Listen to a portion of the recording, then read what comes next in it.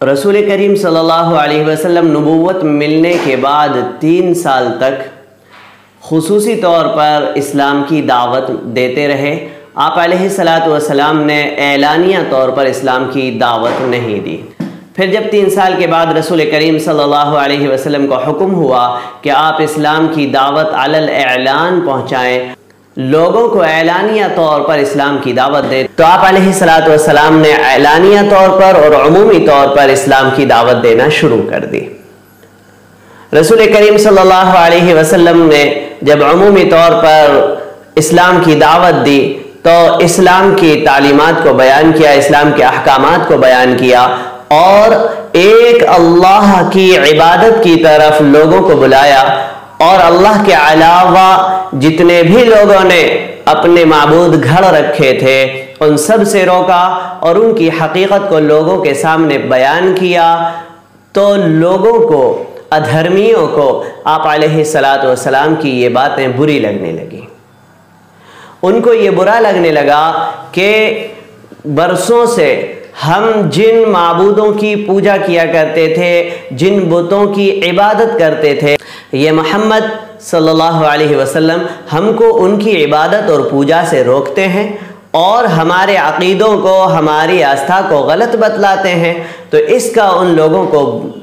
برا لگنے لگا اور آپ علیہ السلام کی وہ مخالفت پر اتر آئے۔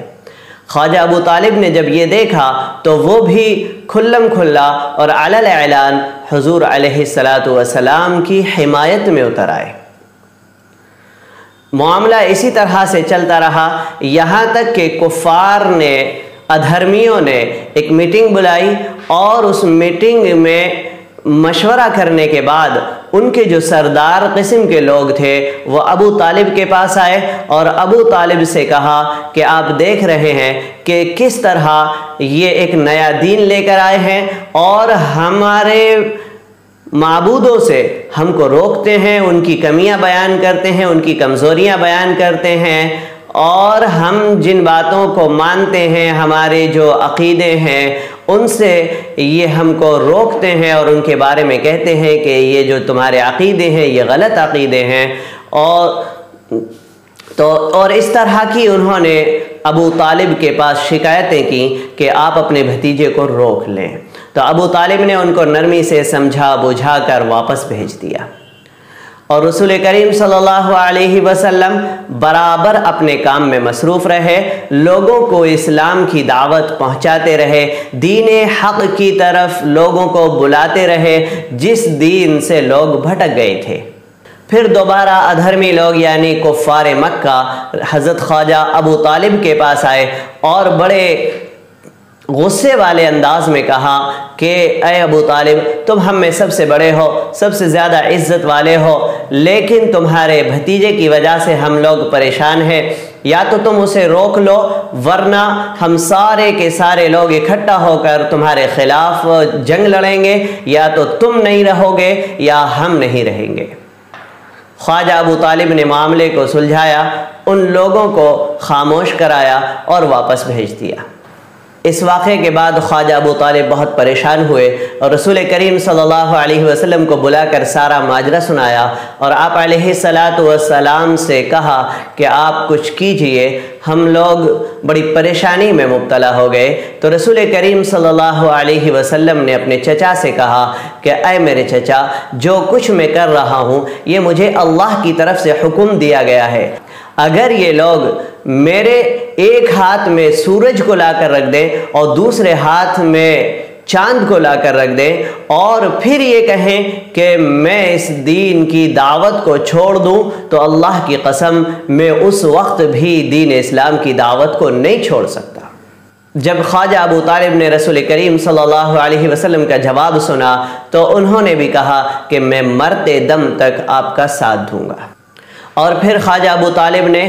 اپنے پورے خاندان کو رسول کریم صلی اللہ علیہ وسلم کا ساتھ دینے اور آپ کی حمایت کرنے کے لیے اکٹھا کیا۔ تمام لوگ رسول کریم صلی اللہ علیہ وسلم کا ساتھ دینے کے لیے تیار ہو گئے، سوائے ابو لہب کے۔ کہ وہ اگرچہ حضور علیہ السلام کا چچا تھا لیکن حضور کا سخت دشمن تھا، وہ کافروں کے ساتھ ملا ہوا تھا۔ تو رسول کریم صلی اللہ علیہ وسلم کے خاندان والے تو آپ علیہ السلام کی حمایت میں کھڑے ہو گئے، لیکن آپ علیہ السلام پر جو لوگ ایمان لائے تھے، جو صحابہ اکرام ایمان لائے تھے، ان کو ان کے خاندان والوں کے ذریعے ہی تکلیفیں پہنچوائی گئیں اور ان پر ظلم و ستم ڈھائے گئے۔ پھر جب حج کا موسم قریب آیا تو کفار قریش نے، ادھرمیوں نے ایک میٹنگ کی، اور اس میٹنگ میں یہ بات سامنے لائی گئی کہ حج کا موسم آ رہا ہے، لوگ دور دراز سے حج کرنے کے ارادے سے آئیں گے اور محمد صلی اللہ علیہ وسلم ان کو اپنے دین کی دعوت دیں گے، اور محمد کے کلام میں وہ کشش ہے، وہ کھچاؤ ہے کہ جو بھی محمد کا کلام سنتا ہے وہ اس پر فدا ہو جاتا ہے، وہ محمد کا ہو کر رہ جاتا ہے۔ اس لیے ہمیں یہ کوشش کرنی چاہیے کہ لوگ محمد صلی اللہ علیہ وسلم کا کلام نہ سننے پائیں اور محمد صلی اللہ علیہ وسلم لوگوں سے ملاقات نہ کرنے پائیں۔